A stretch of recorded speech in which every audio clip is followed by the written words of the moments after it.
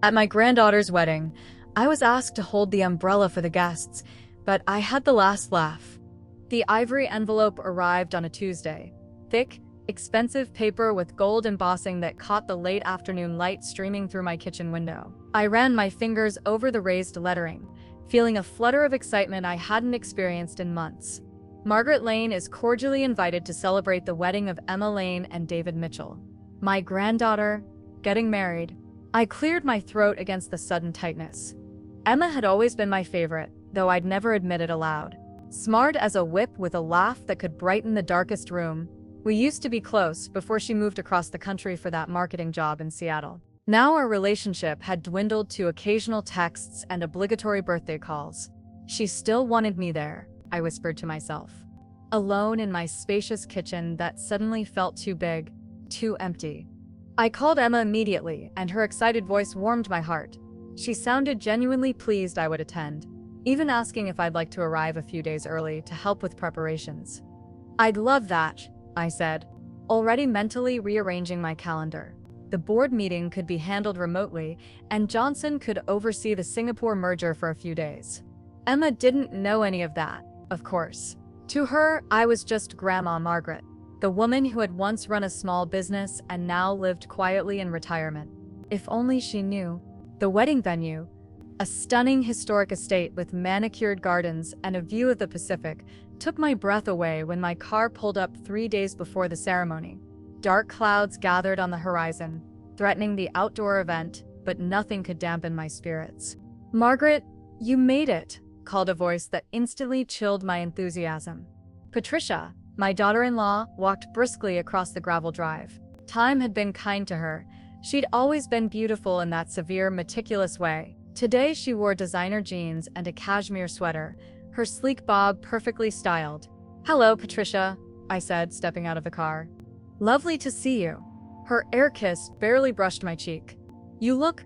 Her eyes flicked over my simple travel outfit. "Well, for your..." I bit back a retort. Patricia had never approved of me, especially after her husband, my son James, had died 8 years ago.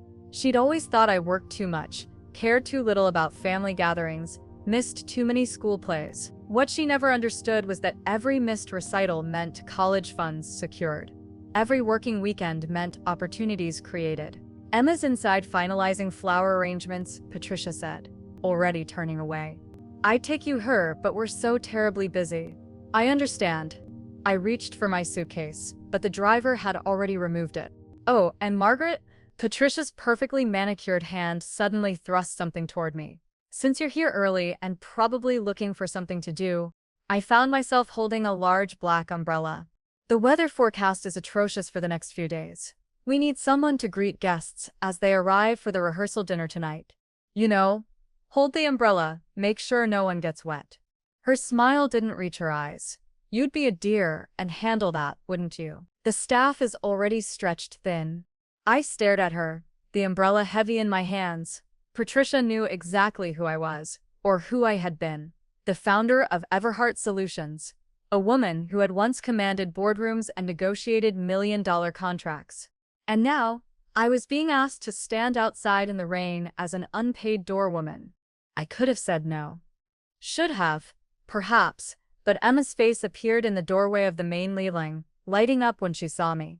She waved enthusiastically before being pulled back inside by someone I couldn't see. "Of course," I said quietly to Patricia.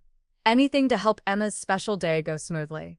"Perfect." Patricia checked her watch. "Guests arrive at 6. Do try to stay presentable, won't you?" As she walked away, I gripped the umbrella tightly, my knuckles turning white. The first drops of rain began to fall, pattering against the gravel like tiny judgments. I stood there, 72 years old, accomplished beyond what most people could dream of, holding an umbrella and swallowing my pride. For Emma, I told myself, I'll do anything for Emma. I didn't know then how the evening would unfold. Didn't know that my patience had limits that would soon be tested. Didn't know that sometimes, life offers the most delicious opportunities for justice when you least expect them. I simply stood there, the rain beginning to soak through my sensible shoes, and prepared to play the role they'd assigned me. Grandma Margaret, the helpful old lady, invisibly holding up the sky for others while standing in the downpour herself. I never imagined that by the end of the weekend, not a single person at that wedding would ever underestimate me again. The rain strengthened as 6 o'clock approached. I stood at my post, umbrella raised, wearing the black raincoat a sympathetic staff member had found for me. The temperature had dropped, and my arthritis, a souvenir from decades of typing on early computer keyboards, made my fingers ache around the umbrella handle. As I waited, my mind drifted back to the beginning. To the tiny office I'd rented in 1978 with nothing but a telephone, a typewriter, and an idea that would eventually revolutionize supply chain logistics. Everhart Solutions, named after my grandmother's maiden name, started as a modest consulting firm. Just me, working 18-hour days, sleeping on a cot in the back room because I couldn't afford both office rent and apartment rent. James had been 10 then. After the divorce, he'd lived primarily with his father, who had remarried quickly. Weekend visits with me were often spent at the office, James coloring quietly in the corner while I made calls and drafted proposals. "Why do you have to work all the time, Mom?" he'd asked once, his small face serious in a way no child's should be. "Because I'm building something important," I'd told him, pulling him onto my lap. "Something that will matter." He hadn't understood then. He never really did. A car pulled up, interrupting my memories. I stepped forward, opening the umbrella wide to shield the first arriving guests, an older couple I didn't recognize who barely glanced at me as they hurried inside. The irony wasn't lost on me. By the time James was in college, Everhart had grown to 50 employees. By the time he married Patricia, we had offices in 3 states. And by the time Emma was born, I was leading a company valued at over $20 million. Yet somehow, my family never seemed to grasp what I had built. To them, I simply worked in business. They rolled their eyes at my missed family dinners, never connecting them to the trust fund I'd established for Emma's education or the financial security I'd created for generations to come. "Excuse me, umbrella lady," a sharp voice cut through the rain. A young couple approached the woman teetering on impractical heels. "Could you hurry up? We're getting soaked here." I bit my tongue and moved quickly to shelter them, receiving not even a thank you as they rushed past. 10 years ago, I'd made the decision that changed everything. After 4 decades at the helm, I'd staged what the business world thought was my retirement. There had been articles, a party, sincere well wishes. My family had attended, Patricia commenting that finally I could be a proper grandmother. What none of them knew, what almost no one knew, was that I hadn't retired at all. I had simply stepped into the shadows, rebranding Everhart as EH Global, taking the company international. While preserving the original leadership team for the American branch, I established myself as the anonymous CEO of the parent company, working remotely, traveling extensively, and growing our value to hundreds of millions. Only a select few knew that the driving force behind EH Global's meteoric rise was the same woman who had started Everhart 40 years earlier. I had my reasons for the secrecy, partly strategic in a business sense, partly personal. After decades of my family's misunderstanding my work, I'd stopped trying to make them understand. More cars arrived. The rain fell harder. My shoulders ached from holding the heavy umbrella for guest after guest. Some were polite. Others barely acknowledged me. A few actively treated me like hired help, asking me to fetch things, hold bags, even demanding I find more umbrellas. "We need more coverage here," barked a man, who introduced himself as the bride's godfather. Surely they hired more than one old lady to handle this. I smiled tightly and assured him I would manage. In between arrivals, I caught glimpses of the activity inside.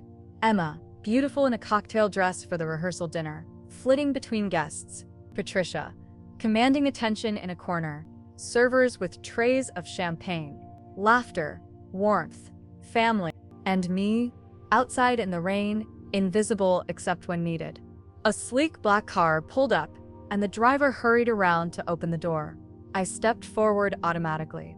Umbrella raised. A distinguished older gentleman emerged, silver-haired and impeccably dressed. Something about him seemed familiar, but I couldn't quite place him. Before I could adjust the umbrella to better shield him, Patricia appeared as if from nowhere, rushing out with her own umbrella. "Mr. Mitchell, you made it. Please, come inside immediately. You shouldn't be out in this weather." She shot me an annoyed glance. Margaret, please focus on the regular guests. I'll handle David's family personally. As they walked away, I heard her say, that's just Emma's grandmother. Helping out where she can, bless her. I stood there, rain now dripping down my collar despite the umbrella, and felt something hardening inside me. Not anger, exactly. Something colder, more calculated. I thought of the quarterly report sitting in my private email, of the major acquisition Global was finalizing next month, of the Forbes article last year that had speculated about the mysterious ML behind the company's success. For a brief moment, I considered walking away, getting back in my car and returning to my real life, the life where I was respected, valued, powerful. But then I thought of Emma, of her excitement when she'd seen me earlier. So I stayed. I held the umbrella higher, and I waited, watching the rain create puddles at my feet, knowing that sooner or later, the storm always passes. What I didn't know was how spectacular the clearing would be. By 7:30, my arms felt leaden, and my back screamed in protest. The stream of guests had finally slowed to a trickle, but the rain, perversely, had intensified, turning the elegant gravel driveway into a treacherous, muddy mess. "You're getting water on my shoes." A young woman in her 20s, a bridesmaid, judging by her familiarity with the other guests, glared at me as if I personally controlled the weather. "Can't you hold that thing properly?" I adjusted the umbrella for what felt like the 100th time. "I'm sorry. The wind Whatever." She cut me off, already texting on her phone as she tottered toward the entrance. I took a deep breath, reminding myself why I was doing this. For Emma. Always for Emma. A server, no older than 20, emerged from the main building, balancing empty trays. He paused, looking me up and down with a mixture of curiosity and pity. "You've been out here the whole time?" he asked, genuine concern in his voice. It was the first real kindness I'd experienced all evening. "Yes," I smiled wearily. "Just doing my part." "You should come in and warm up. The dinner's starting, and I can snag you some food." The offer was tempting. My stomach growled at the thought. I hadn't eaten since a light lunch on the plane. Before I could answer, Patricia's voice rang out sharply from the doorway. "Margaret, what are you doing chatting? There are still guests arriving." She strode toward us, her heels somehow navigating the wet gravel with ease. The young server mumbled an excuse and hurried away, leaving me alone to face my daughter-in-law's displeasure. The Hendersons have called to say they're running late," Patricia interrupted. "They're very important clients of David's family. You'll need to stay here until they arrive." She checked her diamond-encrusted watch. Probably another 45 minutes at least. My patience, worn thin by hours of standing in the rain and dismissive treatment, finally began to fray. "Patricia, I've been standing here for nearly 2 hours without a break. I'm soaked through and I haven't had dinner." Her perfectly made-up face registered nothing resembling empathy. "Oh, don't be dramatic. It's just a little rain." She glanced over her shoulder toward the warm glow of the dining room. "Everyone's making sacrifices for Emma's special weekend." "I see." I stared at her, taking in the dry cashmere, the immaculate makeup, the glass of champagne in her hand. "And what exactly is your sacrifice, Patricia?" Her eyes narrowed dangerously. "Excuse me?" A lifetime of business negotiations had taught me when to press forward and when to retreat. This, unfortunately, was a moment for the latter.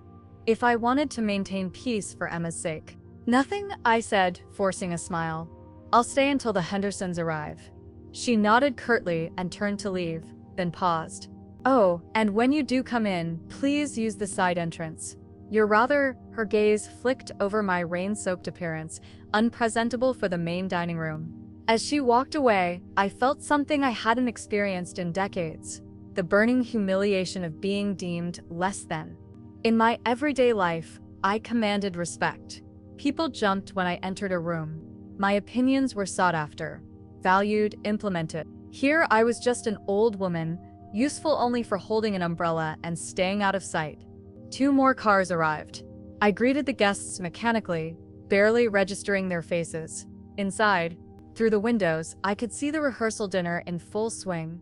Laughter, toasts, the warm bubble of family and connection that I stood outside of literally and figuratively. I spotted Emma at the head table, radiant beside her fiancé. She was scanning the room, perhaps looking for me. Our eyes met briefly through the glass, and she gave a small, confused wave. I waved back, but before any further acknowledgement could happen, Patricia appeared at her side, drawing her attention away. My granddaughter's face turned toward whatever Patricia was saying, and the moment was lost. The minutes crawled by. The rain continued its assault. My shoes squelched with every shift of weight. My hands were numb around the umbrella handle, and a persistent chill had settled into my bones. Finally, mercifully, a large SUV pulled into the driveway. The Hendersons, I presumed. I summoned my last reserves of energy and moved forward to greet them, umbrella held high despite my trembling arms. A middle-aged couple emerged, looking harried but expensive. I opened my mouth to welcome them, but the woman spoke first. Finally, where have you been? We called ages ago. She thrust her designer handbag at me as if I were a coat check attendant. Take this inside and make sure it doesn't get wet. And find someone to bring us drinks immediately. I stared at the handbag, then at her face. She wasn't even looking at me, already turning to discuss something with her husband. In my entire career, through all the early years of being the only woman in male-dominated negotiation rooms, through economic downturns and corporate takeover attempts, I had maintained my dignity. I had commanded respect through competence and results. Yet here, at my own granddaughter's wedding celebration, I was being treated as if I were invisible, worthless, beneath notice. Something inside me, a dam of patience perhaps, finally broke. I am not, I began, my voice tight with suppressed anger, but I was interrupted by a commotion near the entrance. Heads turned, conversation paused, and through the rain came the distinct sound of car tires on wet gravel. A new arrival, much later than the others. Little did I know, this late-coming guest would change everything about the weekend. I turned, umbrella still aloft, rain still pelting my already drenched form, to see who had arrived at this critical moment. A sleek midnight blue Bentley purred to a stop directly in front of me. The logo on the hood caught the light from the venue's exterior lamps, gleaming despite the downpour. The driver's door opened, and a uniformed chauffeur emerged, rapidly deploying a large black umbrella of his own before moving to the rear passenger door. As it swung open, I felt a strange premonition, a shift in the atmosphere that had nothing to do with the weather. From my position, umbrella tilted against the rain, still processing the Hendersons' rudeness, I couldn't immediately see who was emerging from the luxury vehicle, but I could see Patricia's face through the window, her expression transforming from annoyance at the late arrival to something approaching reverence. And that's when I knew whoever had just arrived was about to change the dynamics of this entire gathering. I had no idea just how dramatically the tables were about to turn. The chauffeur held his umbrella steady as a tall, distinguished man stepped out of the Bentley. Even through the curtain of rain, I recognized him immediately. Roland Price, founder of Price Technologies, and one of the most influential business magnates on the West Coast. His silver hair was impeccably styled. His bespoke suit probably cost more than what most people earned in a month, and his commanding presence remained undiminished by the miserable weather. My breath caught. Not from starstruck awe, I dealt with plenty of high-profile business leaders in my career, but from shock at seeing him here, at Emma's wedding. More importantly, at seeing him now while I stood here holding an umbrella like hired help. Roland Price knew exactly who I was. 3 months ago, EH Global had finalized a partnership with Price Technologies worth nearly $1 billion. We'd spent weeks in confidential negotiations, with Roland insisting on dealing directly with the mysterious CEO rather than through intermediaries. We'd signed the final papers over dinner at his estate in Malibu. Now he was walking toward me, his chauffeur trailing slightly behind. I shifted uncomfortably, suddenly acutely aware of my bedraggled appearance. My carefully styled silver bob was plastered to my head, my elegant travel outfit replaced with a borrowed raincoat that had seen better days, and my sensible leather loafers were beyond salvation. Would he recognize me? Would he expose my carefully maintained secret? Or perhaps worse, would he walk right past without a second glance, confirming my invisibility? I didn't have time to decide which outcome I preferred before he stopped directly in front of me. His eyes, sharp and intelligent, studied my face with gradually dawning recognition. "Ms. Lane?" he said, his deep voice carrying easily over the sound of rain. "Margaret Lane?" I managed a small, professional nod. "Mr. Price, What a surprise to see you here." His brow furrowed in confusion as he took in my umbrella, my drenched state, and my obvious role as impromptu doorwoman. "What on earth are you doing out here in this weather, working among the staff?" Before I could respond, a flurry of movement caught my eye. Patricia was hurrying toward us, practically sprinting across the gravel despite her heels, a forced smile plastered on her face. Behind her, several other guests followed, curiosity evident in their expressions. "Mr. Price," Patricia called, breathless with excitement. "What an honor to have you join us. We weren't sure you'd be able to make it." Roland barely acknowledged her, his attention still fixed on me. "I asked a question," he said, his tone pleasant but insistent. "Why is the CEO of EH Global standing in the rain holding an umbrella?" The words hung in the air like a thunderclap. Patricia froze mid-step, her smile faltering. "I'm sorry, what did you say?" Roland turned to her, his expression politely puzzled. "Margaret Lane," he said, gesturing toward me. "CEO of EH Global, formerly Everhart Solutions, one of the most brilliant business minds of our generation." He looked back at me, genuine confusion in his eyes. "I assumed you were a family friend of the Mitchells, but why are you working as staff?" The silence that followed was deafening, broken only by the persistent patter of rain on umbrellas. Patricia's face underwent a remarkable transformation: shock, disbelief, and finally dawning horror as the implications sank in. She opened her mouth, closed it, then opened it again like a fish out of water. Everhart was just a small company," she finally managed. "She retired years ago." Roland laughed, the sound rich and genuine. "Small company?" Ms. Lane rebranded Everhart as EH Global a decade ago. It's now valued at nearly $800 million, with operations in 27 countries. He shook his head in amazement. "We just finalized a partnership that made headlines in the financial world." More guests had gathered now, drawn by the commotion. Among them, I spotted Emma, her face a mask of confusion as she pushed through to the front of the small crowd that had formed, despite the rain. "Grandma," she said, looking between me and Roland. "What's going on?" I stood there, umbrella still in hand, rain still falling, as my carefully maintained worlds collided spectacularly. Secret I'd kept from my family, not out of malice, but from years of resignation at their disinterest, was now exposed in the most public, unexpected way possible. Roland, oblivious to the family drama unfolding, extended his hand to me. "Ms. Lane, it's a pleasure to see you again so soon after our successful negotiation. I had no idea you were connected to the Mitchell family." Mechanically, I transferred the umbrella to my left hand and shook his offered right. "My granddaughter," I said quietly, nodding toward Emma. "She's the bride." His eyebrows shot up. "David is marrying your granddaughter? What a delightful coincidence. Though that still doesn't explain," he gestured at my current state. The Hendersons, who had been watching this exchange with increasing discomfort, suddenly seemed to recognize me as well. "Wait," said Mr. Henderson, his voice pitched higher than before. "You're that Margaret Lane, the one who turned down Berkshire Hathaway's acquisition offer last year?" His wife blanched, no doubt remembering how she'd thrust her handbag at me moments earlier. Emma stepped forward, her beautiful face twisted in confusion. "Grandma, what are they talking about? You're retired. You run a book club and do charity work." I looked at my granddaughter, the real reason I was standing here, enduring all of this, and felt a sudden, profound sadness. Not for my soaked clothes or aching limbs or wounded pride, but for the disconnect that had grown between us, between me and my entire family. "I do run a book club," I said gently, "and I do charitable work. But I never fully retired, Emma. I just stopped talking about my work because no one seemed interested." Patricia made a strangled sound.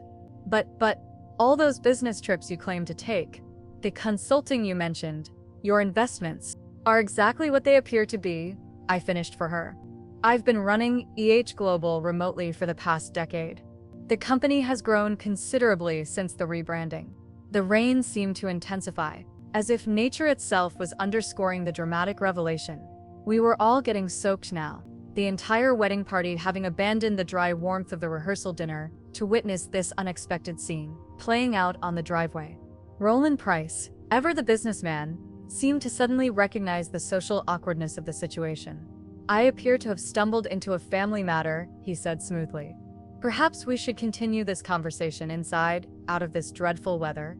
His suggestion broke the spell. People began to stir, murmuring among themselves. Patricia's face had gone from shocked to calculating, her social instincts kicking in as she processed the implications of having a Fortune 500 CEO as an in-law. As the crowd began to move toward the entrance, Roland Price leaned closer to me. I apologize if I've created an uncomfortable situation, Margaret. I had no idea your family wasn't aware of your position. I gave him a small, tired smile. Neither did I, in quite these terms. He offered me his arm. Shall we? I believe you've performed umbrella duty long enough for one evening. For the first time in hours, I lowered the umbrella. I was already soaked through. What difference would a little more rain make? Taking his offered arm, I walked toward the entrance, aware of the eyes following us, the whispers already spreading through the wedding guests. Emma waited by the door, her expression a complex mixture of confusion, hurt, and awe. As I approached, she stepped forward. "Grandma," she said softly, "why didn't you ever tell me?" Behind her, I could see Patricia frantically whispering to the event coordinator, no doubt trying to arrange a seat of honor for me at the dinner I'd previously been instructed to enter through the side door. The contrast was so stark, so sudden, that I almost laughed. Almost. Instead, I reached out and touched Emma's cheek gently. "We'll talk later, sweetheart. Right now, I think I need to change into something dry." As I walked through the main entrance, Roland Price still at my side, the stares of guests following our every move. I couldn't help but reflect on the incredible shift that had just occurred. In a matter of minutes, I had transformed in their eyes from elderly nuisance to powerful CEO. Nothing about me had changed, only their perception. The question now was, what would I do with this unexpected moment of recognition? How would I handle the sudden reversal of power? As the warmth of the building enveloped me, I already knew the answer. I would do what I had always done throughout my career, throughout my life. I would maintain my dignity, demonstrate grace under pressure, and when the time was right, I would make it abundantly clear that Margaret Lane was not a woman to be underestimated. Whispers chased me through the hallway like autumn leaves skittering across pavement. As Roland and I made our way toward the private suite that had suddenly become available, according to the flustered event coordinator who now shadowed my every move, I caught fragments of furious conversations, worth hundreds of millions.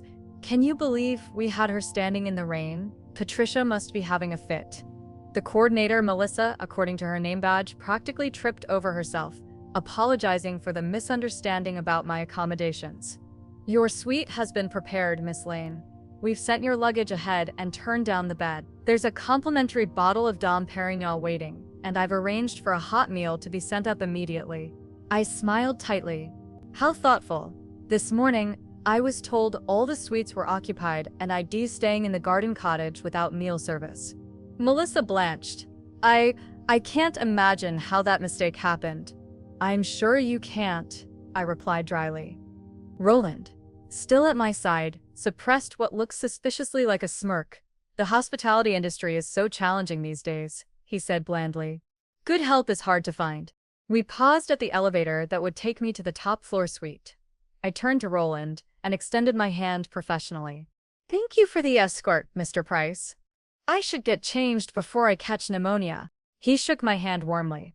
"Please, it's Roland, and the pleasure was entirely mine, though I do apologize again for any family complications."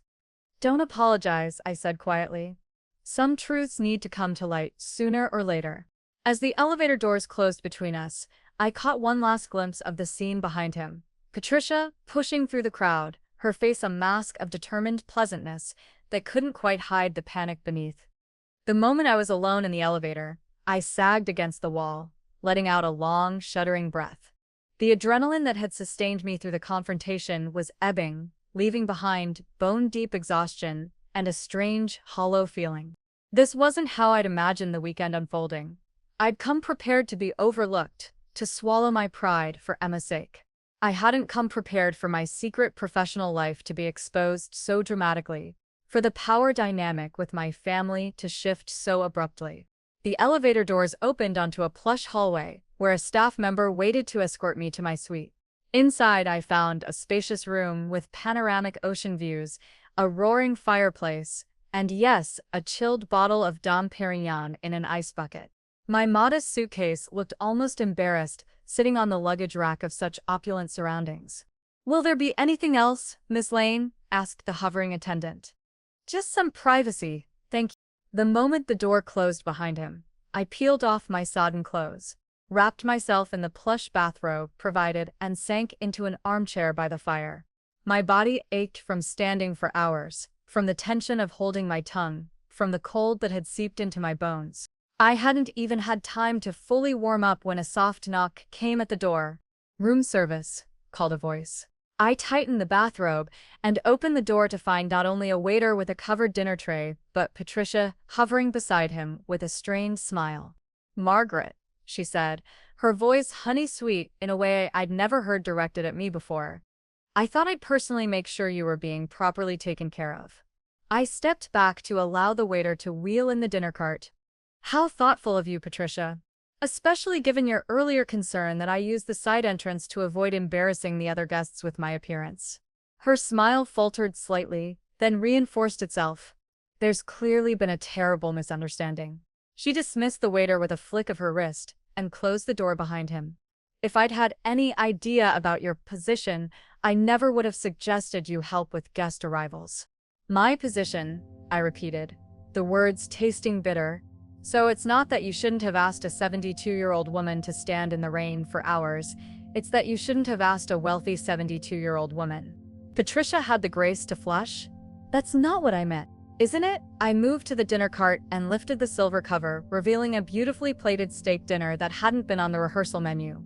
"You know, Patricia, I've spent decades in business. I've developed a fairly accurate sense for when someone is being genuine and when they're scrambling to salvage a situation." She straightened, some of her usual sharpness returning. "Fine. I'm trying to salvage a situation. Sue me. This is Emma's wedding weekend, and now I learn that her grandmother is some sort of secret millionaire CEO. Do you have any idea how this makes me look?" I nodded, spearing a roasted potato with my fork. "Now we get to the heart of it. How it makes you look. Don't be obtuse, Margaret. You deliberately hid your success from the family. Why? Some sort of test to see how we'd treat you if we thought you were just a retiree.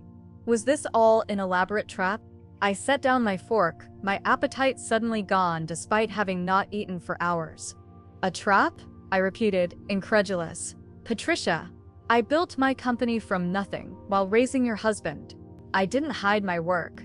I lived it, breathed it, talked about it constantly. But James," my voice caught slightly on my son's name, "never showed interest. And neither did you, after you married him. Every time I mentioned a business achievement, eyes would glaze over. When James died, that distance only grew." I gestured around the luxurious room. "So yes, when I rebranded the company and took it international, I stopped trying to share that part of my life with family who had made it clear they found it boring at best, neglectful at worst." "It wasn't a trap, Patricia. It was resignation." For a moment, something like understanding flickered across her face. Then her expression hardened again. "Well, regardless of how we got here, we need to manage the situation. Roland Price is apparently an important contact of yours. I've seated him at the head table for the remainder of the events. I've also informed the wedding planner that you'll be giving a toast at tomorrow's reception." "Have you now?" I raised an eyebrow. "And if I decline?" Patricia's carefully constructed composure slipped for a moment, revealing the desperation beneath. "Please, Margaret. This is important for Emma's standing with her new in-laws. The Mitchells are connected to all the right people in Seattle. This could open doors for her career." I almost laughed at the irony. Patricia suddenly concerned about career networking opportunities. A knock at the door interrupted us. Patricia opened it to reveal Emma, still in her rehearsal dinner dress, her face flushed and her eyes bright with confusion and a hint of indignation. "Grandma," she said, pushing past Patricia. "We need to talk." Patricia hesitated in the doorway. "Emma, darling, maybe now isn't the best time." "I'd like to speak to my grandmother alone, Mom," Emma said firmly, in a tone that brooked no argument. Patricia's mouth tightened, but she nodded curtly and withdrew. closing the door with a soft click that somehow managed to convey her displeasure. Emma turned to me, her eyes wide. "Is it true? Everything Mr. Price said?" I nodded slowly. "Yes, all of it. But why didn't you tell me?" The hurt in her voice cut deeper than any of Patricia's barbs. I patted the space beside me on the sofa. "Come sit, sweetheart." As she settled next to me, I took her hand. "I tried, when you were younger, but by then, the narrative was set. I was just Grandma Margaret, who worked too much. When you started your marketing career, I thought maybe we'd connect over business, but you were busy building your own life." Emma's eyes filled with tears. "I feel like I don't know you at all." "You do," I said gently, "just not all of me." We talked for almost an hour, Emma asking questions about my company, my work, the life I'd built in parallel to my family role. When she finally left to rejoin her fiancé, something had shifted between us. A new respect, yes, but also the promise of a closer relationship. I slept deeply that night, exhaustion overtaking me despite the day's tumultuous events. The wedding ceremony the next day was beautiful. Emma glowed as she walked down the aisle, and I watched with genuine joy from my new position in the front row, directly beside the groom's parents. Patricia had orchestrated a complete reversal of my status. My assigned seat at the reception was at the head table, prominently positioned between Roland Price and David's father, a retired judge. The same staff who had barely noticed me yesterday now hovered attentively, refreshing my champagne before the glass was half empty. "I hope you don't mind," Roland said during the cocktail hour, "but I've been asked to say a few words at the reception." David's father thought it would be appropriate, given our business connection.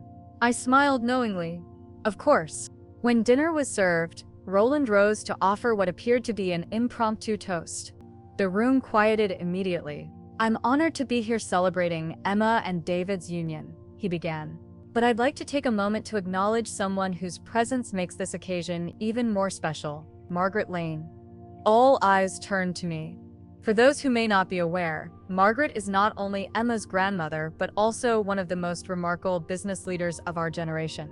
Her company, Global, has revolutionized supply chain logistics while maintaining the highest ethical standards in the industry.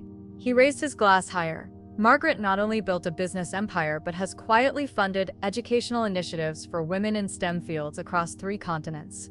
Last year alone, her foundation provided scholarships to over 200 young women pursuing careers in technology. Murmurs of impressed surprise rippled through the room.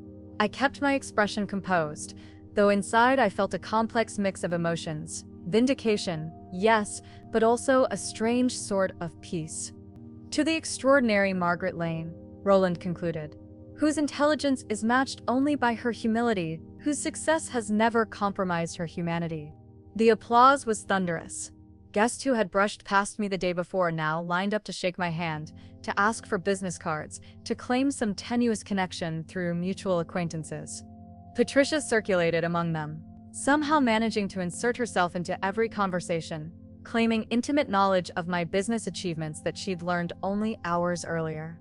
Emma caught my eye across the room and raised her glass in a private toast, her smile knowing and a little sad. We would talk more later, I knew. There was time now to rebuild. As the evening wore on, I found myself seated alone for a brief moment, watching the celebration unfold around me. The Hendersons approached hesitantly, the wife clutching her designer handbag nervously to her chest. "Miss Lane," she began, "I want to apologize for yesterday. I had no idea." I held up a hand, stopping her. "No need. It was a rainy day, and everyone was on edge." Her relief was palpable. "You're very gracious." I smiled, sipping my wine. I've found that true power isn't about making others feel small. It's about remaining true to yourself, regardless of how others perceive you. As they walked away, I thought about the umbrella I'd held for hours in the rain, about the dismissive glances, the barked orders, the casual cruelty that comes from assuming someone has no value beyond their immediate usefulness. I wasn't angry anymore. The weekend had delivered its own perfect justice. Funny how quickly people remember your worth when someone important reminds them. But the real victory wasn't in their recognition. It was in the quiet knowledge that I had always known my own value, even when standing in the rain, invisible except to serve. I raised my glass in a silent toast to myself, to the company I'd built, to the strength that had sustained me, and to the granddaughter who was now looking at me with new eyes.